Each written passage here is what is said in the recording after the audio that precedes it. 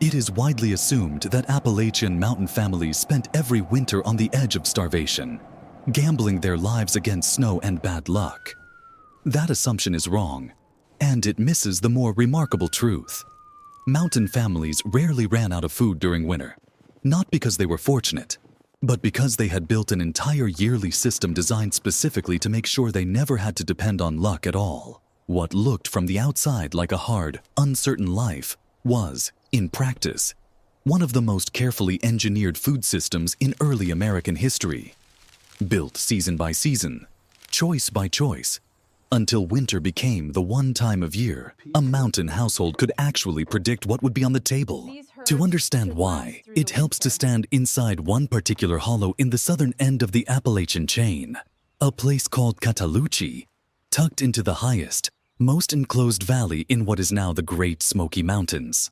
The peaks around it rise close to 6,000 feet, walling the valley off so completely that for most of the 19th century, reaching it meant climbing a narrow turnpike that had started life as a Cherokee hunting trail and a route for cattle drovers. Before any of that, the Cherokee themselves had used the valley for generations, moving through it with the seasons, hunting and gathering in a rhythm tied to exactly the same mast crops and game migrations that the settlers who followed would eventually depend on. The name itself comes from a Cherokee word that some translate as rows of trees standing in ranks along the ridgelines, a description of the land that the people who farmed it later would have understood instinctively, since their own survival came to depend on reading those same ridgelines correctly. Families arriving in the 1830s and 1840s, families with names like Caldwell, Palmer, and Bennett, found something rare in this part of the mountains: a wide, flat valley floor, good bottomland buried among ridges that elsewhere left almost no room to farm. It was isolated, yes, but it was also fertile, and that combination shaped everything about how the people who settled there learned to eat through a season that, at that elevation, could bury a cabin in snow for weeks at a stretch. By 1860, the valley held 160 residents and had grown enough to be recognized as its own township, and within another 50 years that number would climb past 1,200, making Cataloochee the largest single farming community anywhere in what would later become the national park. Winter in a place like Cataloochee had a particular texture to it that is easy to forget from the comfort of a heated house. Snow did not simply fall and melt within a day or two, the way it often does at lower elevations. At nearly 5,000 feet in some parts of the valley, a single storm could leave drifts that lingered for weeks along the shaded north faces of the ridges, turning the turnpike into something closer to a frozen footpath than a road. Smoke from chimneys hung low over the valley floor on the coldest mornings, the only visible sign, from a distance, that a cabin tucked against the tree line held a family still awake and moving inside it. Creeks that ran clear and loud in October iced over at their edges by December, narrowing the open channel of water to a thin, dark ribbon down the center.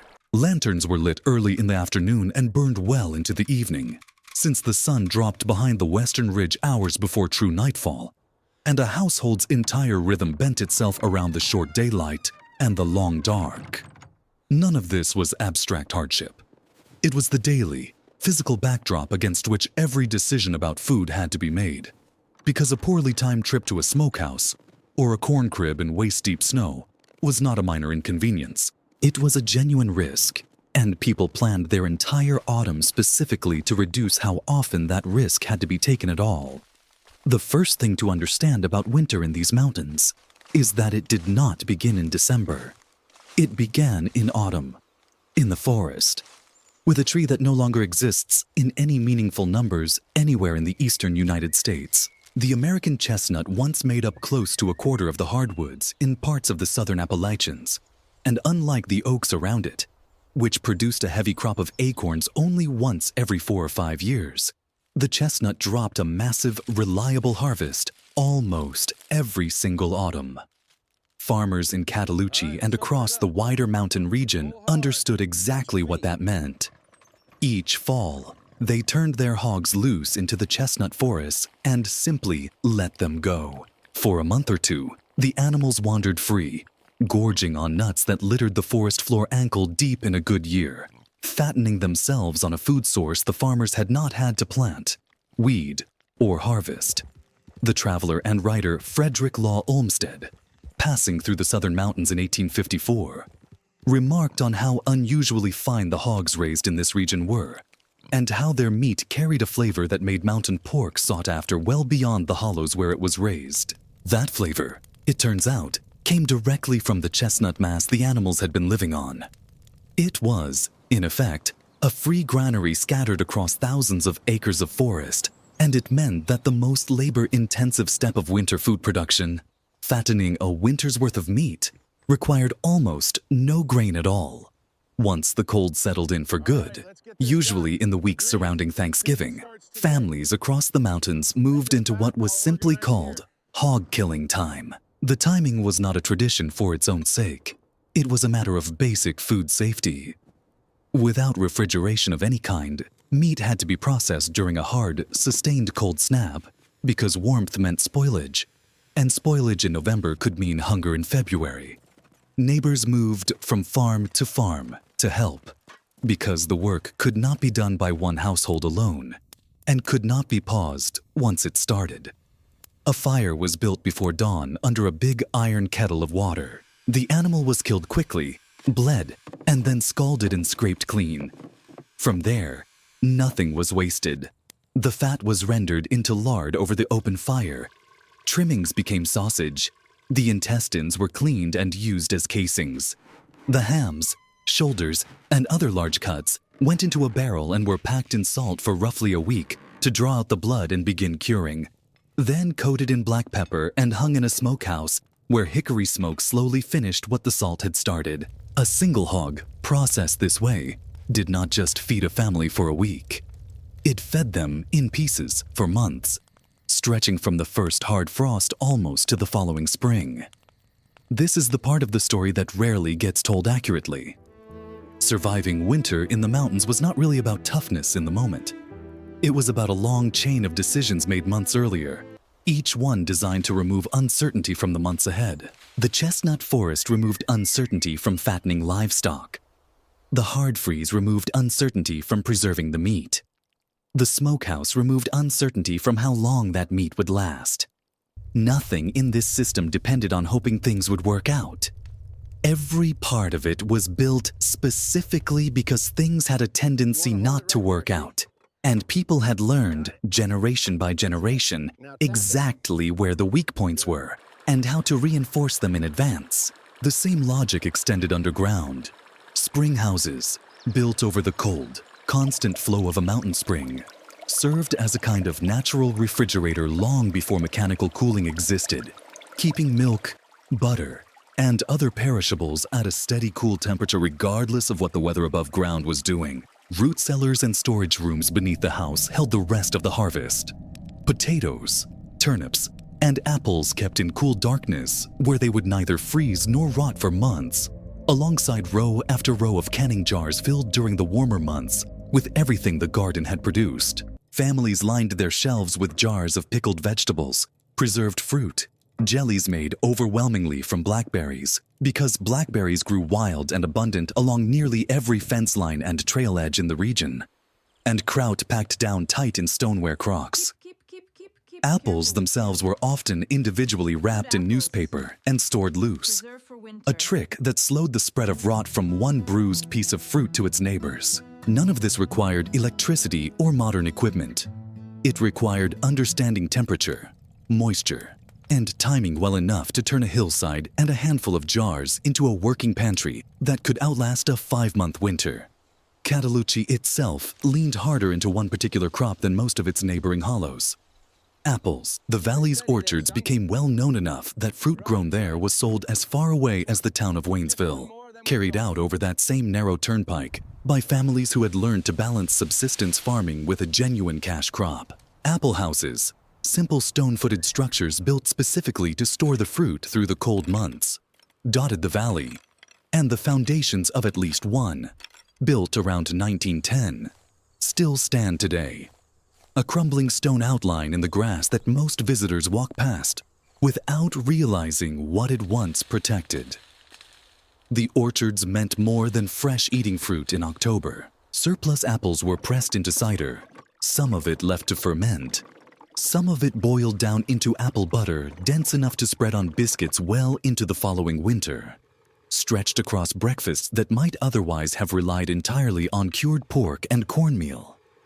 Corn, more than any other single crop, anchored the mountain diet, and it anchored it precisely because it could be stored almost indefinitely if handled correctly. Dried and shelled, it kept for a full year in a corn crib raised off the ground to deter rodents and moisture. Ground at a local mill, it became cornmeal, the base for cornbread, mush, and a dozen other dishes that appeared on mountain tables daily, in every season, but mattered most in winter, when a sack of dried corn represented calories that did not depend on hunting going well that week, or a hen deciding to lay. Beans followed a similar logic. Rather than canning every bean grown in the garden, many families dried whole pods on strings hung from cabin rafters or porch eaves, a method sometimes called leather breeches, producing beans that, soaked and slow-cooked months later, provided a hearty, protein-rich meal from a crop that had cost almost nothing to preserve beyond patience and ventilation. Sorghum cane, pressed and boiled down into a dark, thick syrup each fall, added something sweet to a winter diet that otherwise had very little sugar in it at all, and a jug of sorghum molasses, like a smokehouse full of pork, was treated as a resource to be rationed carefully across the cold months rather than used up in the first few weeks. None of this erased the difficulty of mountain winters. Snow could close a hollow off from the outside world for weeks. A bad late frost could damage an orchard's bloom and cut the following autumn's harvest short. Illness arrived with no doctor for miles, and families in places like Cataloochee lived without electricity, telephones, or local medical care well into the 1930s, long after such things had become ordinary elsewhere. Hunting filled real gaps in a diet that, however well planned, still needed variety and protein. The smokehouse alone could not provide every week. Deer, squirrel, and wild turkey supplemented the table regularly. Grinding corn was its own piece of the system, and it depended on infrastructure families could not build alone. A local grist mill, often powered by the same creeks that ran through the valley, turned dried kernels into meal on a schedule households planned around, sometimes waiting their turn behind neighbors who had brought their own corn down the same trail. A working mill within reach of a valley meant the difference between cornbread on the table every day of the year and a household forced to rely entirely on whatever could be pounded out by hand. Trips to the mill, like trips to town, were not casual outings. They were planned around weather, and a family tried never to let its meal supply run low enough that a sudden storm could cut off access before the next grinding. Trapping filled a different, equally practical role in this same web of preparation. Furs taken through the winter, when pelts were thickest, were not simply a side activity for idle hours. They were currency in a place where currency itself was scarce, traded for the small list of goods no mountain farm could produce on its own. Salt for curing the next year's pork, coffee, and cloth for clothing that wore out faster than any loom in the house could replace it. A good trapping season did not just bring in fur. It quietly restocked the salt barrel that the following autumn's hog killing would depend on completely. Even with every barrel of salted pork and every jar on the cellar shelf accounted for, danger sometimes came looking for the food itself. Mountain lore in the valley still carries one particular story of two women cooking fresh pork late one evening, whose cabin was approached by a panther drawn in by the smell, kept at bay only because they fed the fire higher and brighter until the animal gave up and withdrew into the dark, beyond the firelight. What made the difference between hardship and crisis in these mountains was never a single dramatic skill. It was redundancy. If the corn crop came in light one year, the chestnut mast might still be heavy, fattening hogs regardless. If a hard freeze came too early or too late for ideal hog killing, families had already built smokehouses, root cellars, and dried goods that did not depend on perfect timing in any one category. If hunting was poor for a stretch, cured meat from autumn carried the household through. The system worked not because any one part of it was foolproof, but because it was deliberately layered, so that the failure of one source rarely meant the failure of all of them at once. That layering is the actual answer to the question of why mountain men rarely ran out of food in winter.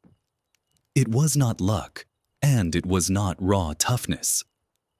It was the cumulative result of an entire community treating food security as a year-round project rather than a winter emergency. Then came a quieter threat than any snowstorm, one that arrived almost unnoticed at first.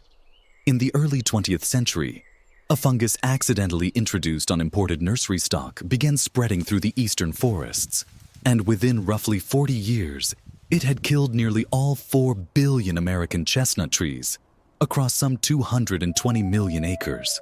The loss was staggering in raw numbers, but its effect on mountain households was specific and immediate. The free, dependable mast crop that had fattened hogs across the region for generations simply stopped existing. Hard mast production across the southern Appalachian forest dropped by roughly a third in the decades after the blight, and what mast remained, mostly from oaks, arrived far less predictably, sometimes barely a quarter of what farmers had once been able to count on. The chestnut blight did not just kill a tree species, it quietly dismantled one whole link in a food chain that mountain families had built their winters around for 100 years, forcing them to lean harder on grain they had to grow themselves, rather than nuts the forest had simply provided. Cataloochee did not face that loss alone for long. By the 1920s, talk of a new national park was spreading through the region, driven in part by concern over the logging that had already stripped bare 2/3 of the surrounding mountains, though Cataloochee's own residents had largely resisted timber companies and kept some of the oldest trees in the Smokies standing. In 1928, families in the valley learned that their land would be purchased for the park, whether they wished to sell it or not. Some fought the decision in court and lost. Others accepted lifetime leases that let elderly residents remain in their own homes until they died, watching their neighbors leave one by one. By the early 1940s, the orchards, the corn cribs, the smokehouses, and the spring houses of Cataloochee had gone largely silent. Their owners scattered into towns and farms outside the valley they had spent a century learning to feed themselves from. What is striking, walking through Cataloochee today, is how much of that working knowledge is still physically present, even though almost no one lives there to use it. 9 historic structures remain standing along the valley floor and the trail toward Little Cataloochee. Weathered log homes, a 2-room schoolhouse, simple clapboard churches, and the low stone footprint of that old apple house, its walls reduced to a knee-high outline in the grass. None of them explain themselves. A visitor has to already know what a spring house did, or what a smokehouse smelled like in December, or why a corn crib was built up off the ground, to understand that these were not decorative outbuildings, but the working parts of a system that once meant the difference between a family eating through March or not. The skill itself, the actual knowledge of how to read a chestnut crop, time a hog killing, pack a root cellar, or dry beans on a porch rafter, did not get preserved the way the buildings were. It simply stopped being passed down, generation by generation, until it existed mostly in old letters, old interviews, and the memories of descendants who now return to the valley once a year for a reunion that has continued, almost without interruption, since 1937. It is worth pausing on just how complete that disappearance has been. A modern household, faced with an empty refrigerator, solves the problem in minutes with a phone and a short drive. A Cataloochee household facing the same gap had already solved it months earlier, through a string of decisions stretching back to the previous spring's planting and the previous autumn's chestnut crop. The convenience of modern food supply did not simply replace that older system. It replaced the need to understand it. And understanding, once it stops being necessary for survival, tends to fade out of a culture far faster than the physical buildings that once housed it. The smokehouses are still standing in Cataloochee. The knowledge of exactly how cold a morning needed to be before it was safe to use one is not standing anywhere except in a shrinking number of memories and a handful of old recorded interviews. That asymmetry, sturdy buildings, and vanishing knowledge is itself a kind of quiet warning about how fragile practical wisdom really is once the conditions that demanded it disappear. That is the real difference between then and now, and it has very little to do with how hard winters in the mountains actually were. Mountain families in places like Cataloochee did not outsurvive the cold through sheer endurance.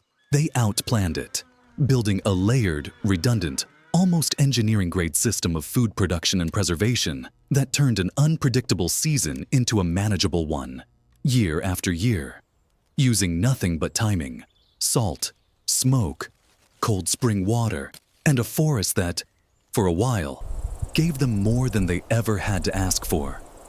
The forest changed, the valley emptied, but the structures are still standing in Cataloochee, quiet and unexplained, waiting for someone who still remembers what they were built to do.